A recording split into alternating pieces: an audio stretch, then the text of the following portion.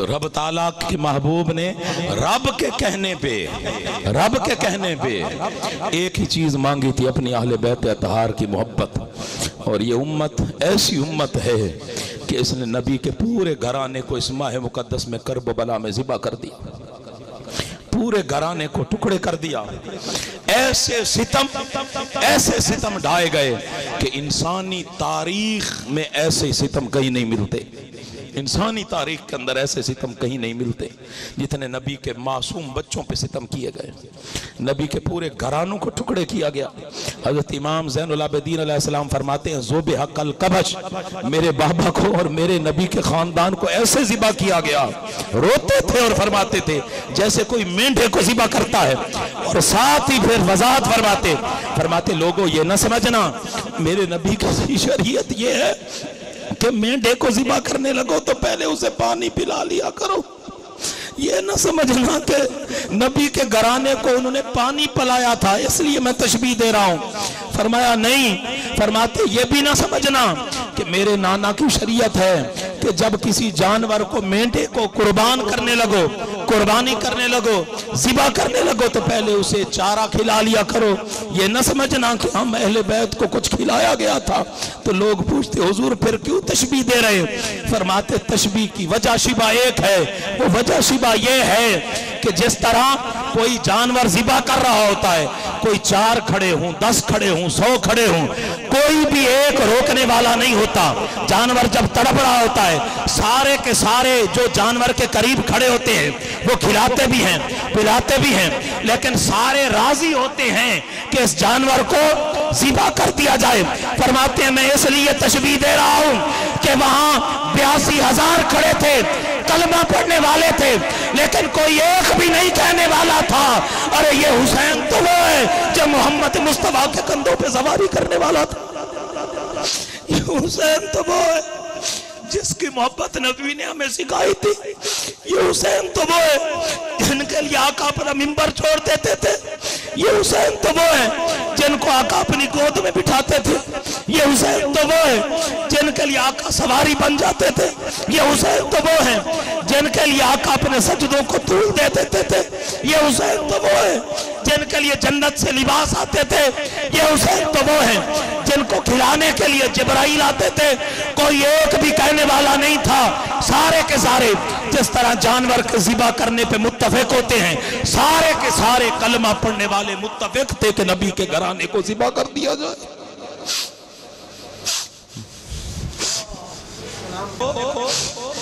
ذبح کر دیا جائے. کبھی پڑھے تو صحیح کس طرح نبی کے گھرانے کو ذبح کیا گیا. نبی اکرم صلی اللہ علیہ وآلہ وسلم کے حسین نے کس طرح ایک ایک لاشا اٹھایا. خدا نہ کرے آپ نے کبھی جوان کا لاشا اٹھایا ہو اپنے گھر میں. خدا نہ کرے کہ کسی کو جوان کا لاشا اٹھانا پڑے. اگر کسی کا ایک جوان فوت ہو جائے، بیٹا فوت ہو جائے، بھائی فوت ہو جائے، دوست عزیز فوت ہو جائے، کوئی بچہ ہی فوت ہو جائے چند ماہ چند سال کا، تو کتنے آتے ہیں ہم جنازے پہ سینکڑوں ہزاروں آتے ہیں. پھر 3 دن بیٹھے رہتے ہیں. لوگ تعزیت کے لیے آتے ہیں، سینے سے لگاتے ہیں، حوصلے دیتے ہیں، اور پھر ہزاروں کی تعداد میں کلخانی پہ بھی آتے ہیں، آ کے حوصلہ دیتے ہیں، دعائیں دیتے ہیں، غم بانٹتے ہیں. لیکن اس باپ سے پوچھیں جب دن بھر وہ بیٹھا رہتا ہے، وہ حوصلے لیتا ہے، دعائیں لیتا ہے، لیکن جب رات کو وہ بستر پہ جاتا ہے، جس نے جوان لاشا کندھوں پہ اٹھایا ہو، اس باپ کی رات کیسے گزرتی ہے، اس ماں کی رات کیسے گزرتی ہے، اس بھائی کی رات کیسے گزرتی ہے. ارے یہاں تو ایک جوان کی میں بات کر رہا ہوں. کفن دینے والے الگ ہوتے ہیں، حوصلہ دینے والے الگ ہوتے ہیں، قبر کھودنے والے الگ ہوتے ہیں، جنازہ پڑھانے والے سینکڑوں ہزاروں ہوتے ہیں. 4 پائی کو اٹھانے کے لیے قبرستان کا راستہ ختم ہو جاتا ہے لیکن کندھے ختم نہیں ہوتے. لیکن اس ماہ مقدس میں نبی کا ایک حسین ہے. کبھی علی اکبر کا لاشا اٹھا کے لاتا ہے، کبھی جوان قاسم کے ٹکڑے اٹھا کے لاتا ہے، کبھی معصوم علی اصغر کا لاشا لاتا ہے، کبھی وہاب کا لاشا لاتا ہے، کبھی عبداللہ کا لاشا لاتا ہے، کبھی اولا محمد کا لاشا لاتا ہے. نہ کوئی کفن دینے والا، نہ کوئی دفن کرنے والا، نہ کوئی قبر کھودنے والا، نہ کفن کے لیے کپڑا.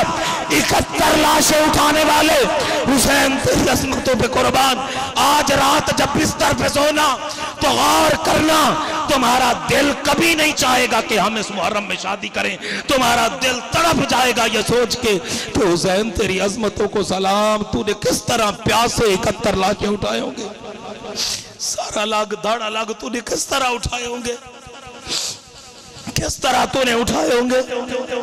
قربان جائیں جوان علی اکبر کا لاشا جو ہم شکل محمد مصطفیٰ ہے، حضور کے صحابہ اہل بیت اطہار، جب حضور کے لیے دل اداس ہوتا تھا نا، حضرت علی اکبر علیہ السلام کا چہرہ دیکھ لیتے تھے، والدہا کے مکھڑے کا عکس۔ لیکن کبھی پڑھیں کہ جب حضرت علی اکبر علیہ السلام لڑ رہے تھے یزیدیوں کے ساتھ، آقا حسین کے شہزادے برچھی جب ماری گئی آپ کے سینے کے اندر اور سینکڑوں تیر بیک وقت آپ کے جسم میں پیوست کیے، تو علی اکبر علیہ السلام کی کیفیت یہ تھی کہ جب امام حسین علیہ السلام نے برچھی کھینچی نا تو علی اکبر علیہ السلام کا کلیجہ باہر آ گیا، کلیجہ باہر آ گیا۔ اور جب نیزوں پہ علی اکبر علیہ السلام کا قربان جائیں اہل بیت اطہار کے سر لے کے جا رہے تھے یزیدی، نیزے پہ جب علی اکبر علیہ السلام تھے نا تو وہ قافلہ کوفہ کی طرف جا رہا تھا، کوفہ سے پھر دمشق کی طرف جانا تھا، تو ایک عورت راستے میں کھڑی تھی، اس نے جب علی اکبر کا چہرہ دیکھا نا نیزے کے اوپر نیزے کے اوپر ہم شکل محمد مصطفیٰ حضور کے ہم شکل، جب اس نے چہرہ دیکھا نا، جب کوئی چہرہ دیکھ رہا ہو نا جوان خوبصورت بیٹے کا تو ماں فوراً کہتی ہے بھئی نظر نہ لگا دینا میرے بچے کو، اس کی کوشش ہوتی ہے میں توجہ ہٹاؤں میرے بچے کو نظر نہ لگا دے۔ تو جب وہ عورت دیکھ رہی تھی حضرت علی اکبر علیہ السلام کے چہرے کو اور ورطہ حیرت میں تھی کہ کوئی جوان اتنا حسین دیکھ رہی تھی، اور قربان جائیں حضرت ام رباب آپ کی والدہ ماجدہ، آپ نے دیکھا کہ وہ میرے بیٹے کے چہرے کو بار بار دیکھ رہی ہے تو فوراً فرمایا اے بی بی کیوں بار بار اس جوان کو دیکھ رہی ہو؟ تو اس نے کہا مائی میں دیکھ رہی ہوں اور دل میں ایک دعا کر رہی ہوں کہ یا اللہ یہ جو جوان ہے اس کے لاشے کو، اس کے سر کو، اس کی ماں تک پہنچنے سے پہلے اس کی ماں کو اٹھا لینا۔ جوان کی ماں کس طرح دیکھے گی یہ جوان کا لاشا؟ اس سر کو جوان ماں کہاں سے وہ حوصلہ لائے گی؟ کہاں سے وہ حوصلہ لائے گی جوان ماں جب اس جوان کے چہرے کو دیکھے گی؟ تو آپ نے فرمایا بی بی نہ گھبرا، جوان کی ماں تیرے سامنے ہے، یہ کوئی عام ماں نہیں ہے، یہ محمد مصطفیٰ کے گھرانے کی ماں ہے۔ اللہ اکبر۔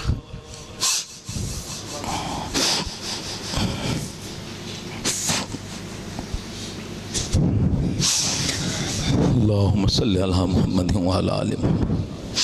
میرے اندر مزید حوصلہ نہیں ہے اس کو بیان کرنے کا۔ اللہ کریم ہمیں حضور کے اہل بیت کا مقام مرتبہ سمجھنے کی توفیق عطا فرمائے، اور اللہ کریم ہمیں آقا حسین کا سچا نوکر بنائے، اللہ ہمیں دین کی سچی خدمت نصیب فرمائے۔